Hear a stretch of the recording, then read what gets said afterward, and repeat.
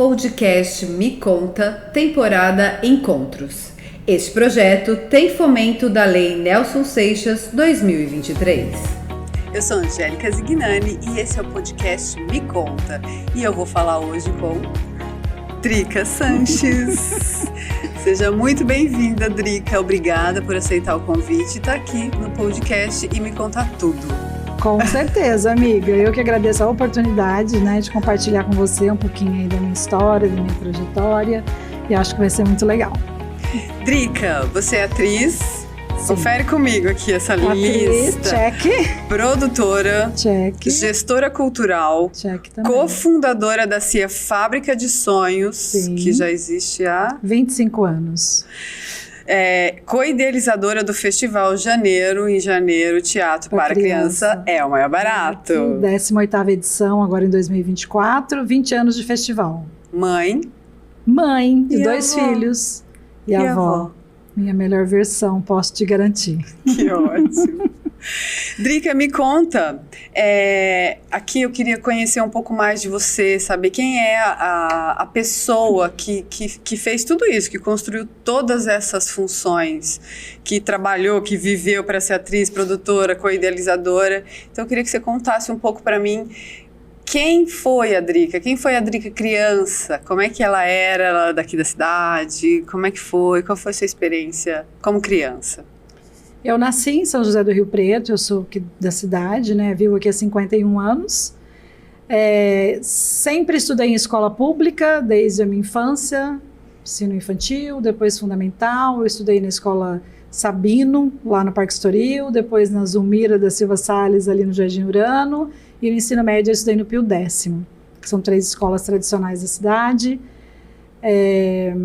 Morei por 20 anos ali na região do Jardim Urano, na Rua da Feira. Gente, devia ser vizinha, porque eu também morei por ali. Por ali? Tive uma infância assim, muito na rua, porque a minha rua inicialmente era uma rua que não era nem asfaltada, então a gente brincava na rua, brincava de corda, de elástico, de bola queimada, muitos amigos ali no bairro. E depois, quando eu fiz 20 anos, a gente se mudou para Vila Ercília, que é onde a minha mãe e meu pai moram até hoje, que é ali naquela rua, em cima da rua da FEPAS, ali da Swift, aquela rua que a Barão de Cotegipe, que é a última rua da Ercília. Uhum. Aí morei lá dos 20 até quando eu me casei, que foi com 24 anos, fiquei lá por 4 anos, então com a minha família, meu pai e minha mãe, eles moram lá até hoje. Então, assim, minha infância foi uma infância de brincadeira, de vivenciar a criança, que a nossa época isso era muito possível, porque as tecnologias não faziam parte do nosso dia a dia. E a rua era um convite? A rua era o lugar do compartilhamento da brincadeira. A rua ou o quintal do vizinho, do amigo, Então a minha casa tinha um quintal grande onde a gente brincava, Meu pai sempre foi caminhoneiro, então na minha casa sempre ficava aqueles pneus gigantes de caminhão, e aquilo era uma diversão para criança, Uhum. De entrar em pneu, brincar. Tanto que quando a gente ia no Rio Grande, quando eu era criança, a gente levava boia de caminhão para poder brincar no rio. Hoje, imagina, inconcebível, Você não vai jamais botar seu filho, sua filha numa boia de caminhão, mas na época isso era muito permissível, Assim, não tinha esse crivo todo. Então a gente ia para Rio, a gente viajava muito com meu pai de caminhão. Então ele colocava a família toda na cabine do caminhão e a gente ia, ele tinha uma carreta e a gente ia para outras cidades para ele, levar carga, e a gente ia junto. Então a família toda, minha mãe e minhas 2 irmãs, que eu tenho mais 2 irmãs mais velhas do que eu, a Agnes e a Elaine. E aí a gente ia em festas de caminhoneiro, que a gente se divertia muito, Tinha brincadeiras, tinha parque, tinha várias coisas. E também nas próprias paradas, de posto, cada noite parava num posto, aí minha mãe fazia comida da gente, a gente se comia. Aí depois tinha hora de dormir, dormia na cabine, outro dia acordava cedíssimo, mais viagem. Então foi uma infância, assim, do que me traz a memória, que eu tô aqui compartilhando, assim, muito agradável, muito positiva, muito feliz, sempre na casa dos meus avós também, que eles já moravam na Vila Ercília, um quintal grande, primos, brincadeiras. Minha tia tinha um sítio aqui na região também, a gente ia pro sítio. Subia na árvore, corria atrás da galinha, buscava o milho, fazia a pamonha lá na hora, todo mundo comia. À noite sentava em roda, todo mundo contava causas, histórias, a gente tinha medo depois de dormir. Todo aquele trajeto que eu acho, que todo mundo quer. do interior, né, teve um pouco dessa experiência e dessa vivência. E Drica, que eu fico pensando assim, quais são as referências artísticas que você teve, né, dessa vivência? E aí já é possível ver, né, essa coisa dos causos e como seria, como seria se não tivesse criatividade nessas viagens. Então, assim, talvez... não sei se você pode citar algumas referências artísticas que passaram por essa parte da sua vida. Sim, eu acredito muito assim que a questão artística ela é intrinsecamente ligada ao aspecto cultural, né? Então, assim, toda essa minha formação identitária, sem dúvida nenhuma, né, tem uma construção cultural muito importante e que me transformou na mulher que eu sou hoje, né? E também na artista que eu sou. Mas no ensino fundamental, quando eu fazia 5º, 6º ano, eu tinha uma professora de português. Ela se chamava Neide, e ela trabalhava toda a parte de literatura, quando era diálogos, ou quando eram textos que permitia que a gente fizesse a demonstração, ela pedia para a gente fazer uma encenação, por exemplo. Uhum. E aí no palquinho mesmo lá da escola, a gente preparava com os amigos, e daí apresentava para a classe. Então, assim, o meu primeiro contato com a possibilidade, né, da encenação, de usar o texto como uma linguagem de comunicação cênica, foi no ensino fundamental, numa escola pública de São José do Rio Preto, com essa professora. E aí tinha um outro professor na escola, que era o Paulo Serafim, que ele era professor de história, e ele fazia montagens de espetáculos de teatro com os alunos do ensino médio. E a gente ia assistir, a escola toda ia assistir os espetáculos. Então, assim, esse ambiente, esse universo foi me cativando a partir dessas primeiras vivências. Foi quando eu falei, nossa, existe, porque eu não ia ao teatro, essa coisa de, a criança vai ao teatro, pai leva, a escola leva. Na minha época, não tinha excursão para ir ao teatro. A gente ficava só na escola mesmo, no ambiente escolar. Mas então, recebia espetáculo de teatro na escola? Não, a gente só via as montagens que eram feitas pelos próprios alunos da escola. Aham. Então, era a experiência que a gente tinha, era ver apresentações que o professor fazia com o ensino médio. E aí foi aí que me deu um despertar. E aí eu entendi que eu queria conhecer um pouco mais sobre isso. Foi quando chegou uma escola de teatro na cidade, que se chamava Palco e Alma, em 1986.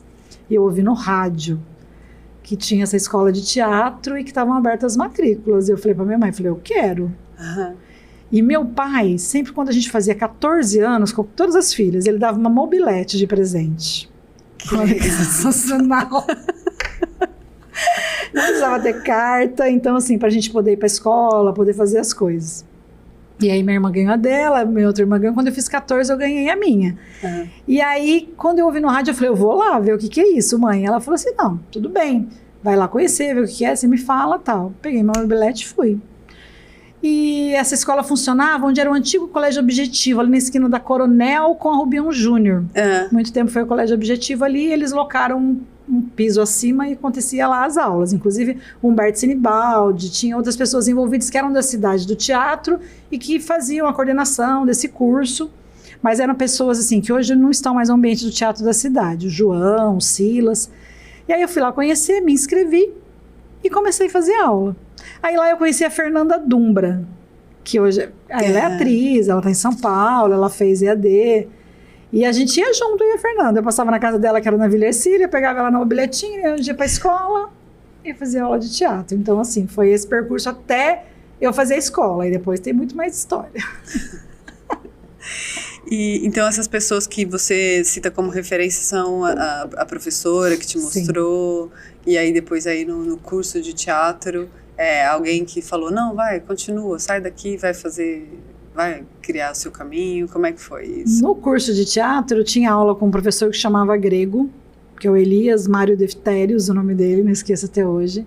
Ele é vivo ainda, acompanho ele no Facebook, né?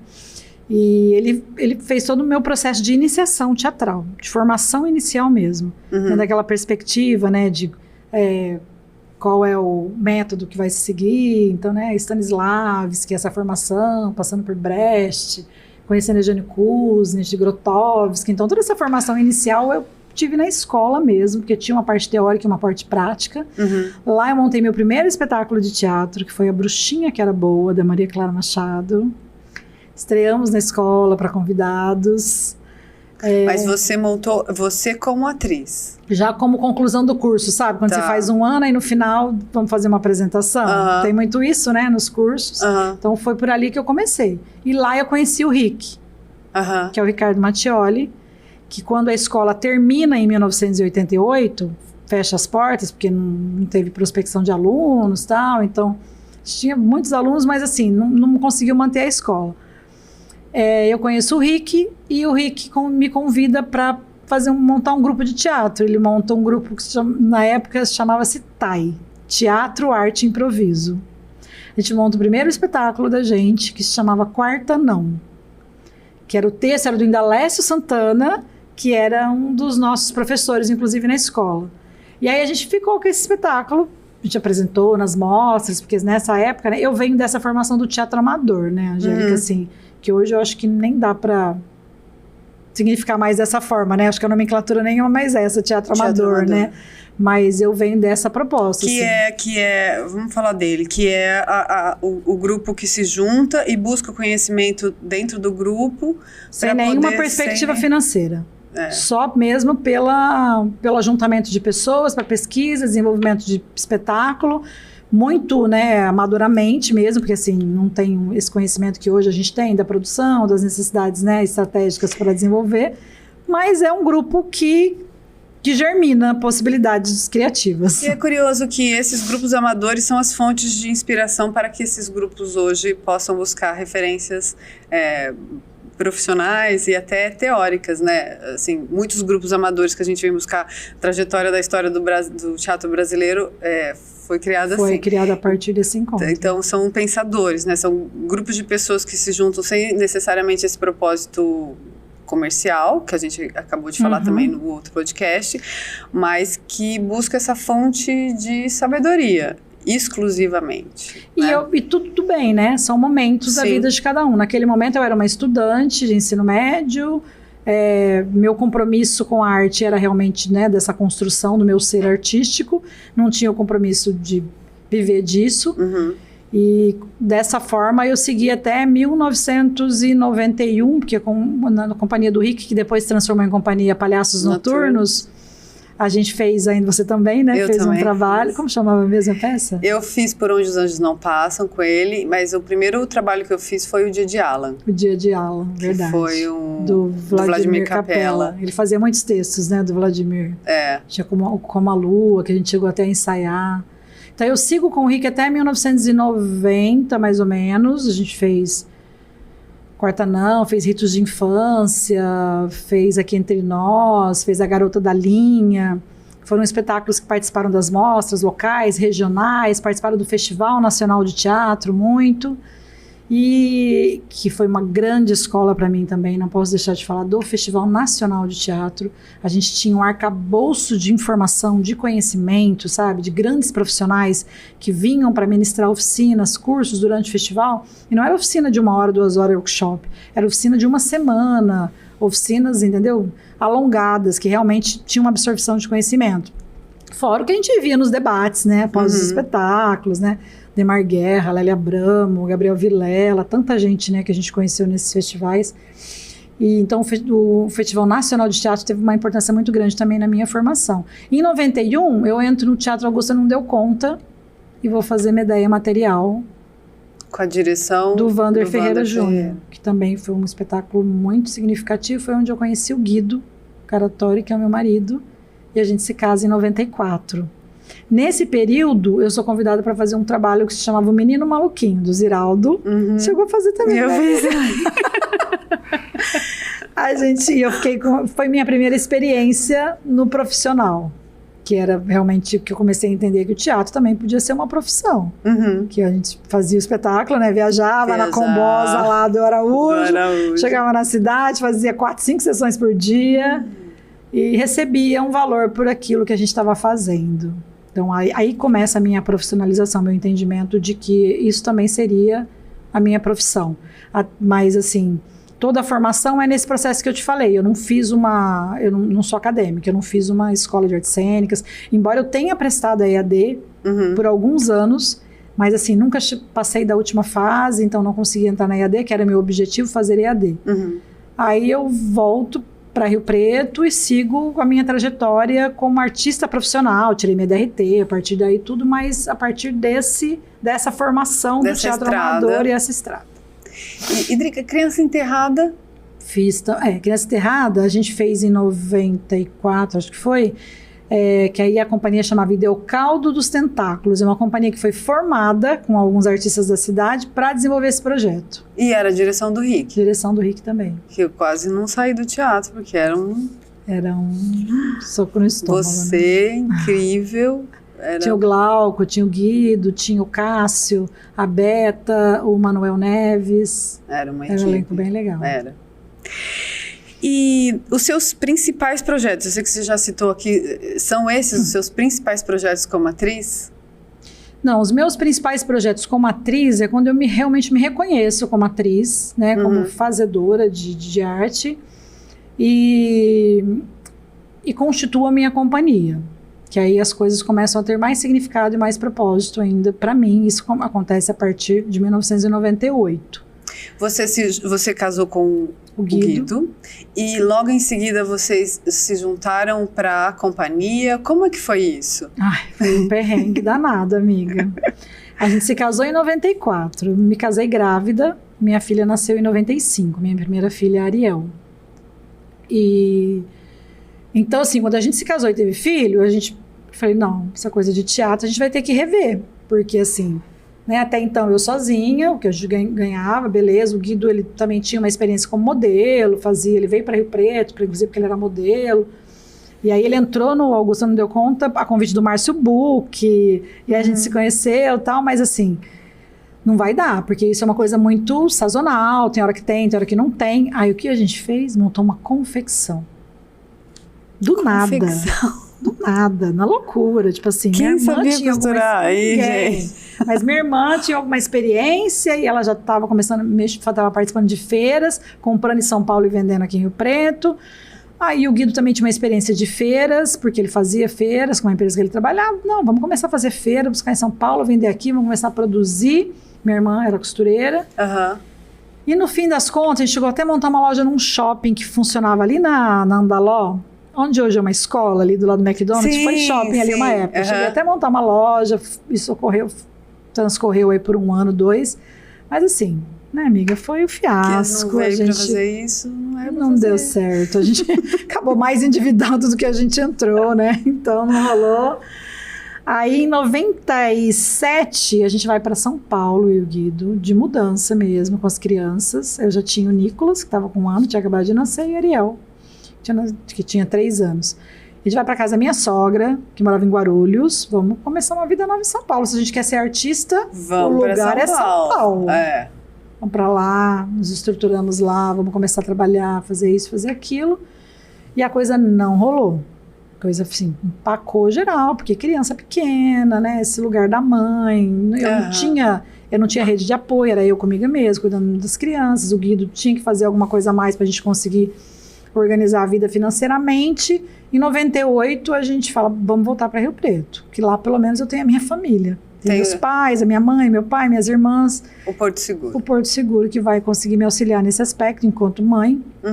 E a gente vai conseguir. Também lá a gente tem o conhecimento da área, né? Essa coisa do território, né? Político, social, artístico que eu vivo, de conhecer as pessoas. A gente volta em 98. A gente já estava iniciando um processo com as leis de incentivo à cultura. A gente aprovou o nosso primeiro projeto, que foi Maria Me Dá Café, que a gente fez em parceria com o Sebrae. Você participou também? Não participei, eu só sei do sucesso. Sabe que tem uma coisa. E aí a gente volta com um seminário de marketing cultural, que na época era essa denominação que se usava para esse processo todo de entender que a cultura também está ali no processo empresarial. Do marketing empresarial. A gente propõe esse projeto para o Sesc encampou a ideia. Na época era o Vitor Zanesi, que era o gerente. A gente fez esse festival, esse evento, trouxe muitas pessoas bacanas para palestrar, para falar sobre. E nesse meio tempo a gente começa algumas parcerias com o Rio Preto Shopping, de projetos, Circo Teatro, Floresta Encantada. Então a gente começa a fazer algumas ações também a nível de projetos, pra gente se estruturar. Meu pai tinha um Fusquinha que estava debaixo da goiabeira, tipo assim, há uns 10 anos que o Fusquinha não andava. O Guido falou assim, vamos botar esse Fusquinha pra andar, porque isso vai ser o nosso meio de transporte. Fusquinha com a porta amarrada no arame. Nossa, amigo, que chegar na parte... Os perrengues já estão sendo narrados. Aí, pega esse Fusquinha, tira esse Fusquinha de baixo da goiaba, porque Fusquinha é assim, porque você empurrou, ele dá tranco, ele pega. Não precisa fazer muita coisa. Tá lá, o mistério. É igual o caracol, né? Acelera e vai em frente. Não para nunca. Não para nunca. Tirou o Fusquinha, abriu a porta, eu entrava primeiro, ele entrava depois, fechava a porta, porque a outra porta não abria. E vamos em frente. Maravilhosamente. Fomos no Sesc, fizemos contratos com o Sesc, contratos com o Rio Preto Shopping, contratos, né? E vamos seguindo. Nossa vida com projetos. E aí, entre 98 e 99, a gente ficou nessa, 97, 99, fazendo esses projetos. Mas já chamava Fábrica de Sonhos? Já, a gente cria a Fábrica de Sonhos em 98. Tá. E aí a gente faz essas histórias todas que eu tô te contando. Em 99, a gente conhece um diretor de São Paulo, que chama Rony Guilherme, que veio nos dirigir com um espetáculo que ele mesmo escreveu, que era o Cinderela, um Sonho de Cristal, que foi o primeiro espetáculo da Fábrica de Sonhos, que era um espetáculo interativo, que a gente loucamente trazia as crianças da plateia pra fazer a peça com a gente. E aí, amiga, a gente colocava os figurinos, a Cinderela. As crianças. A Cinderela era uma criança da plateia. Olha, que os convidados do baile, gente. Total. Os cavalos, os cocheiros, eram 10 crianças em cena. Aí a criança fala assim, tia, fiz xixi. Não, amiga, pelo amor de Deus, não comente isso. Tipo assim, tinha criança que fazia xixi, os caras ficavam ansiosas, ali sentadinha, né? Aí pega, leva no banheiro. E eram 4 clowns, porque na época a gente se intitulava de clowns. Nossa, botava o nariz, achava que já era palhaço, era clown.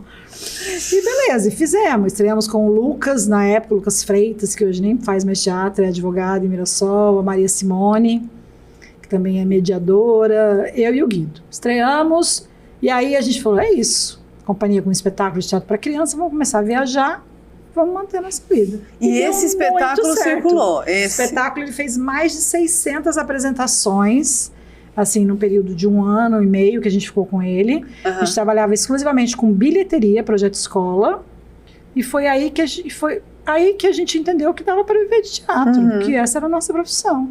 E, amiga, eu vivi de bilheteria de teatro de 99 até pelo menos 2010.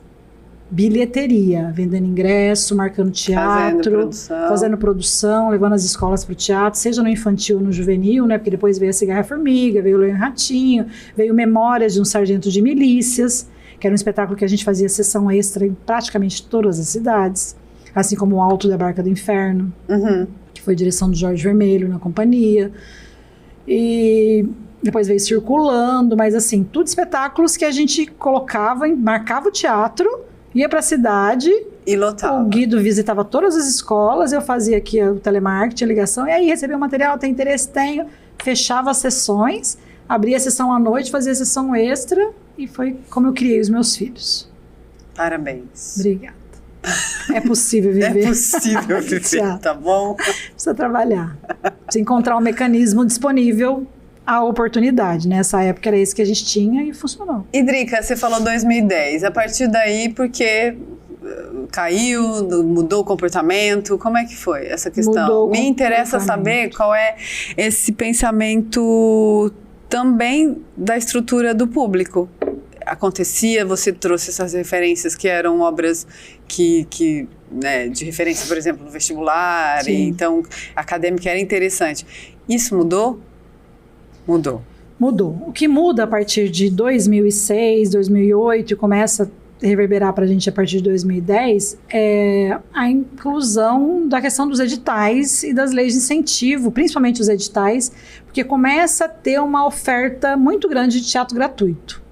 E aí, então, quando você tem o teatro gratuito, por que que a escola ou o público vai pagar pelo teatro que ele tem que pagar o ingresso para assistir? Então, a demanda com escolas, que era o nosso principal alvo, né, até então, ela caiu muito. E aí a gente começou a ter prejuízo. A gente Fazia uma cidade, a outra cidade pagava a anterior, que pagava e começou a virar uma bola, né, de neve.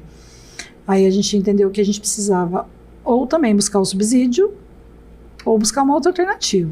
Aí a gente também entra no mercado dos editais a partir daí.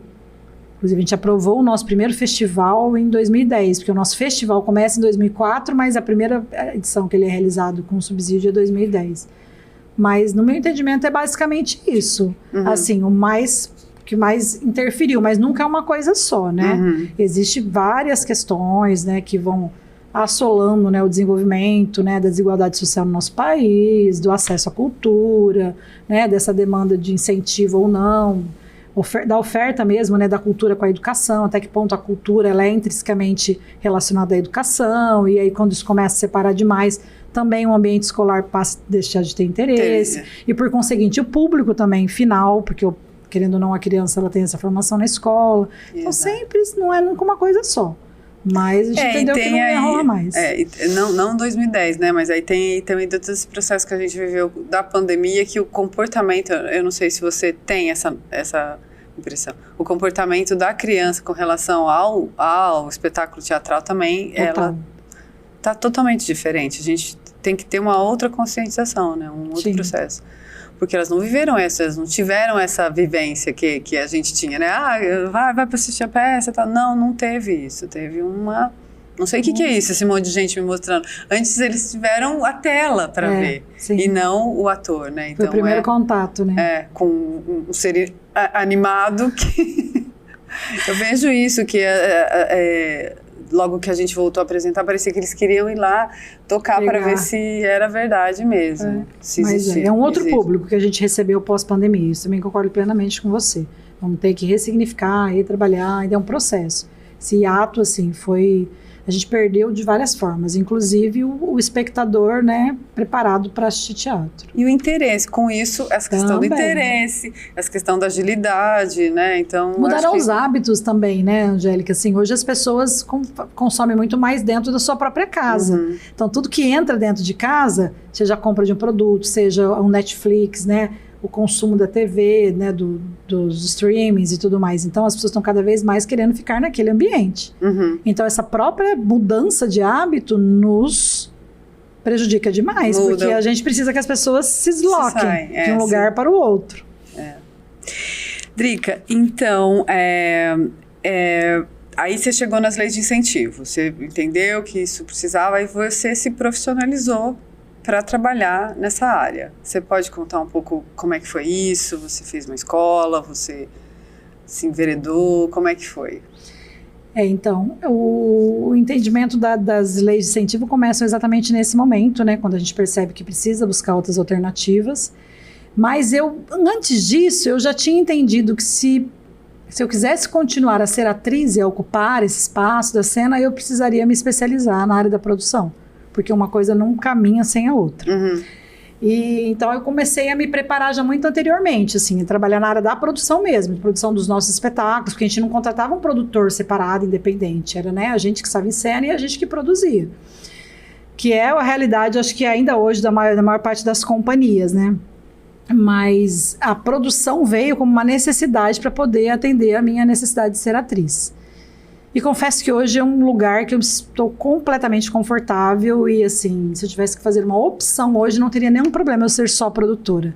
Eu me sinto muito feliz nesse lugar da produtora, porque eu entendo a importância que tem esse lugar, assim como o papel de estar em cena. Mas é nesse momento que eu começo a buscar mais informações. Hoje você também atua, você está em... Eu estou em espetáculos da companhia e continuo no meu trabalho de atriz. Mas hoje eu sou muito mais produtora. O meu tempo eu ocupo ele muito mais produzindo do que atuando, tá? Diferentemente, assim, do que a gente divide lá, o Guido, ele é diretor artístico da companhia e o foco dele é ser artista, ser ator e ser diretor, e ele é cenógrafo, iluminador. O meu foco é ser atriz, mas também ser produtor. Hoje não é um apêndice, é uma profissão que me faz bem. Então, com esse entendimento, eu fui buscar, sim, uma graduação, fiz uma graduação de produção e gestão cultural na área, para me especializar, fiz vários cursos, Participei de muita coisa para buscar conhecimento e o maior conhecimento, o prático, no meu entendimento, né? Que é você realmente pegar um projeto e falar, vamos escrever, meu lindinho. Hoje a gente vai sentar aqui, esse negócio vai sair. E aí você vê vídeos, você vê outras referências e senta e escreve. Que é uma apresentação mesmo? Que é um objetivo e uma justificativa, né? Como é que monta um cronograma? Como é que faz um plano de mídia? E um orçamento. E um orçamento. A gente vai e vai fazendo. É quando você ganha o primeiro prêmio, como aconteceu com a gente só em 2010 com o festival. Mas foi muito importante, porque daí eu entendi que beleza, então tem um caminho aqui. Que até então a gente fazia o festival com recursos quando tinha, né? Da prefeitura, começou com recursos da prefeitura e depois veio essa possibilidade de outras parcerias, mas não tinha uma coisa firmada, todo ano vai ter porque tem recurso. Não, você tinha que buscar. Então a gente começou a trabalhar mais editais para a companhia também. Mesmo assim, Nelson Seixas, que é local, a gente até então não fazia nem esse tipo de projeto. Aí ganhamos o primeiro, foi um projeto de montagem, depois ganhamos circulação aqui na cidade. Então aí eu fui entendendo que esses mecanismos de editais e de leis de incentivo, porque a gente conheceu também o mecanismo da lei de incentivo, eram possibilidades de dar sustentabilidade ao nosso trabalho de artista. E aí me especializei na área de elaboração de projetos com fins de leis de incentivo e editais. Assim, foi onde eu busquei, né, meu conhecimento maior. E hoje eu trabalho, também é minha profissão. Eu presto serviço para terceiros também, além da companhia, na elaboração e formatação de projetos. E a CIRP, você tem essa função também? Na CIRP eu entro em 2009, quando a gente tinha um núcleo de cultura, e eu me aproximei da CIRP por conta de um encontro que teve com o Zerbeto na época, que ele era secretário de cultura, e ele veio falar sobre o PROAC CMS em 2009, a convite da Cássia Guerra, que era diretora de cultura da CIRP. E o Volpato até que fez essa provocação para que ele viesse, porque o Volpato já tinha projeto aprovado em ICMS na cidade. Falou, vamos trazer o cara para falar para os empresários da CIRP, para a gente, né, fazer essa conexão de quem tem projeto com quem investe. E um secretário de cultura no meio para elucidar as questões. Gente, vamos investir, né? Como é que funciona? Fui nessa reunião, falei, achei legal a proposta daquele grupo de pessoas. A Cássia, à época, montou um núcleo de cultura na CIRP e eu comecei a participar das reuniões. No começo, amiga, era mais de 100 pessoas que participavam dessa reunião do núcleo. Depois virou 30, 20, no final tinha 8 pessoas que ficaram com esse núcleo. Mas o meu propósito fazia sentido estar lá, porque eu já entendia que para haver produção e resultado tinha que ter investimento. Então a gente tinha que, de alguma forma, criar uma possibilidade para isso acontecer. Foi no núcleo de cultura e dentro da CIRP que isso foi crescendo. Em 2016, o núcleo de cultura vira núcleo de economia criativa. O Daniel, que era então diretor, me convida para ser coordenadora e eu assumo a coordenação do núcleo. E no ano passado, o Kelvin reassumiu, né, a presidência da CIRP, me convidou para a gente montar uma diretoria de economia criativa, que aí é uma camada acima, né? Porque o núcleo setorial, ele reúne os profissionais ligados àquela área para poder buscar alternativas de mercado, network, né, para esses empresários. A diretoria já é ligada à presidência da CIRP, então a gente consegue desenvolver projetos, ações. Aí ele fala, Drica, vamos fazer uma diretoria de economia criativa e captação de recursos, porque as coisas estão alinhadas e porque a própria entidade tem interesse em captar recursos para os seus projetos. Aí, desde o ano passado, eu estou nessa função e a gente já realizou o calendário pela Lei Rouanet, propusemos e captamos e realizamos. Autorizou, captou e agora a gente vai realizar o Arte pela Cidade. Começa em dezembro, que é um projeto de 1,1 milhão mais ou menos, que a gente já captou mais de 30%. Vamos começar a realizar agora em dezembro. E a captação acontece de forma natural dentro da CIRP ou não? Vocês têm que sair além da CIRP? Das duas formas. Tem o processo orgânico dentro da própria instituição, porque a gente tem muitos empresários, mas também tem o relacionamento, que é mais importante do que o processo orgânico dentro da instituição. Porque as pessoas que lá estão têm relacionamentos com empresas com potencial de investimento, e a gente apresenta o projeto, e o projeto tem viabilidade, tem abrangência, tem entrega de resultados, as empresas investem, é assim que está acontecendo. A gente tem também o Arte na Praça, que está pelo PROAC CMS, que já está captado, e a gente vai realizar ele o ano que vem. Então são esses 2 projetos que a minha diretoria vai entregar como captação, né? Que ótimo, tô feliz, amando essa ideia. Também.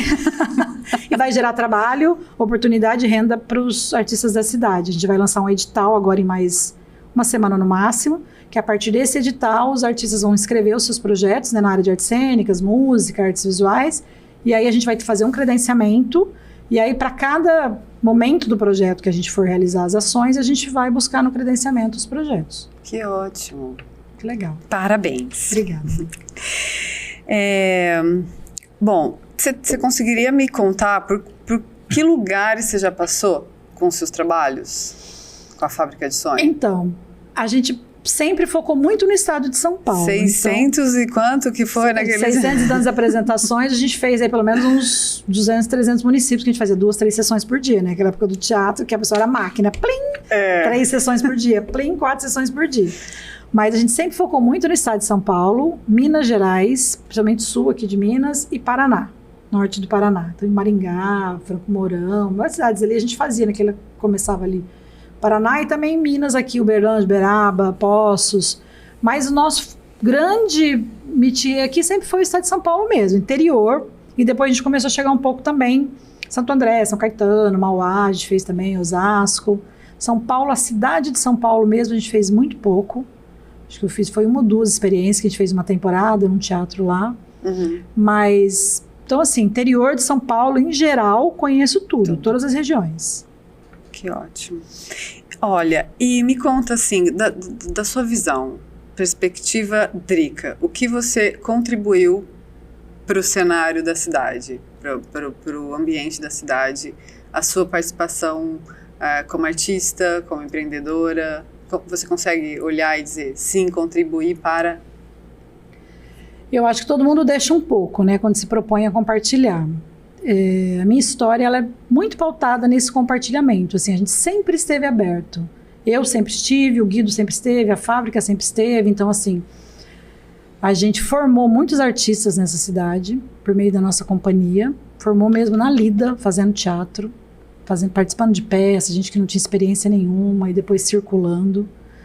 Então, muitos dos artistas que hoje você vê atuando no cenário passaram pela Fábrica de Sonhos. E esse legado também do entendimento dessa virada de chave, do lugar da produção, do lugar do investimento cultural, do lugar da necessidade de pensar a arte e cultura também pelo aspecto do desenvolvimento econômico, não social, não só o social histórico que a gente, né, já sabe, todo mundo está cansado de saber que existe. Uhum. Então, as pessoas hoje me conhecem mais por esse lugar até, como da produtora. A Drica é uma boa produtora, como eu te falei também, né? As pessoas me amam e me odeiam pelo mesmo motivo. Isso tudo bem também, entendeu? É assim que é a vida, né? Não então, é? às vezes, você não é capaz de simplesmente promover o diálogo a partir da capacidade do outro. E isso pode ser muito mais engrandecedor do que você criar, né, as barreiras que a gente acaba criando no dia a dia e são tão desnecessárias. Mas as pessoas me conhecem muito mais pela produtora, pela empreendedora, né? E às vezes até por nomes menos interessantes, viu, amiga? Já ouvi falar que eu sou mercenária, umas coisas assim. Eu sou uma trabalhadora da cultura e uma fazedora. E aí, por meio disso, a gente abriu espaço para muita gente estar onde está hoje, né? Muito legal, isso aí não quero gratidão de ninguém, só acho que a gente contribuiu sim para a formação de muitos artistas e também eu contribuí muito para essa mudança de pensamento sobre o lugar da produção cultural na cidade. Parabéns. Obrigada. Drica, que pergunta... Não, antes eu quero que você me diga uma peça que é inesquecível, que você assistiu, não que você fez. Que eu assisti. Que você assistiu, que você viu, que você fala, não, essa aqui... São várias, né, amiga, assim, pra gente que viveu esse ambiente, né, dos festivais, nossa, tanta coisa, mas a peça que me tocou muito e não foi em festival, foi a primeira versão do Romeu e Julieta do Galpão. Não. Quando eu vi aquele espetáculo em cima de uma veraneio, numa praça, os artistas todos cantando, saindo Tinha de textura, dentro. né, as coisas, assim, parece que o cenário... Era 3D já o negócio, né, assim, era uma coisa que não era mais chapado ali, quarta parede, era ali no movimento, aquela musicalidade, aqueles cenários e figurinos do Gabriel Vilela, né, que foi, assim, transformador, né, foi um momento de transformação do olhar, né, sobre a criação. Então, assim, para mim... foi o que mais me marcou na minha história de teatro, foi a primeira versão, tá? Porque depois eu assisti a segunda versão e confesso que eu me decepcionei. Talvez eu estivesse em outra época, outro período, outra expectativa. Ficou velho o espetáculo. Mas quando eu vi em 1990, acho que foi significativo, transformador. Lindo. Eu não sei se eu vi a mesma, mas eu também... Eu acho lembro que não, né, amiga? Você é bem mais jovem. Sou, será? Conte-me, me conta. Me conta. Drica, que pergunta que você gostaria que eu tivesse feito hoje pra você? E que eu não fiz? Acho que a gente transitou, né, por vários assuntos. Mas, assim, quando você falou no início, né, quem é a Drica? É isso, é isso, é isso, é isso. Talvez a única coisa que realmente hoje tem importância na minha vida, que tem realmente um significado sobre o que pensam de mim ou que ficam elaborando, eu perguntaria, Drica, qual é a sua melhor versão? E eu ia dizer, minha amiga, é ser avó. É isso que está me interessando nesse momento. Porque eu tenho colo, sim, né? Porque eu tenho colo, porque eu tenho cuidado, porque eu tenho afeto, porque eu tenho muito a compartilhar com os meus netos. E é sobre isso, é sobre esse legado que me interessa nesse momento. E agora a gente vai para um ping-pong, tá? Tá, Você não sabe. Pode mandar. Uma ocasião especial pede que comida? Nhoque, a bolonhesa. É alguém que fez? Olha, hoje o meu filho é cozinheiro, tem um restaurante em São Paulo e ele faz o melhor nhoque que eu conheço nessa trajetória. Você que ensinou, Drica? Não fui eu que ensinei, não cozinho dessa forma, mas é uma comida que eu gosto, assim, é um tipo de massa que eu gosto. Um livro? Um livro?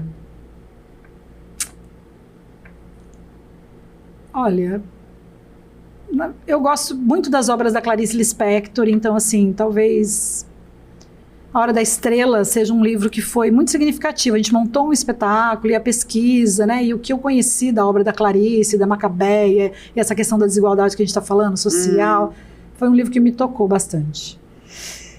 Uma tarde tranquila sempre tem? Sempre tem aquele cochilinho depois do almoço. Eu não suporto. Eu não suporto maldade. Eu não tenho nenhum problema de você ser falso, não ter caráter, de você achar isso ou aquilo, mas maldade com as pessoas não é necessário. Nesse mundo que a gente vive hoje... Já tá cheio, né? Já tá cheio para todos os lados e existe a inteligência emocional para a escuta e para o diálogo. Então vamos conversar. Numa conversa a gente resolve praticamente tudo, Angélica, posso te garantir. Eu adoro. Eu adoro pessoas, eu adoro conversar, eu adoro minha família, eu adoro meus filhos, eu adoro meu marido, eu adoro meus netos. Tenho imenso respeito por profissionais da área teatral que se dão ao respeito como profissionais da área teatral. Meu sonho de consumo é? Viajar bastante, continuar trabalhando, mas viajando, porque eu também não consigo parar de trabalhar. Um só momento da minha vida. Eu trabalho de domingo a domingo. É hobby? É hobby trabalhar? É hobby, É do Capricórnio, minha isso? Genética. É do Capricórnio? É possível que seja. É do Capricórnio. Mas eu gostaria de viajar mais, conhecer mais lugares que eu conheço pouco, assim, do nosso país, principalmente. Por questões, né, básicas mesmo, financeiras, mas assim, gostaria de ter oportunidade de conhecer mais o nosso país. Eu tenho medo de... Eu tenho medo hoje de altura, tenho medo de ter burnout, que eu tive recentemente, uma palestra que eu fui dar num evento do World Creativity Day, e quando eu fui iniciar minha fala, amiga, minha mente apagou, porque eu tive um dia extremamente estressante, porque o próprio processo do projeto foi muito cansativo, então hoje eu tenho medo de ter esse escape, sabe, de memória, assim. É uma coisa que me traz medo. O que eu mais gosto em mim? Da minha sinceridade. Se alguém te disser que eu disse algo sobre você, é mentira. Porque se eu tiver que dizer algo sobre você, eu vou dizer pra você. Se você fosse uma obra de arte? Amiga, ia ser um vaso daqueles que não quebra nunca. Conhece? Aquele que você faz no quintal, que vai tomar chuva, vai tomar sol, mas ele não vai se danificar. Adorei, Drica. Quero um vaso desse na minha casa.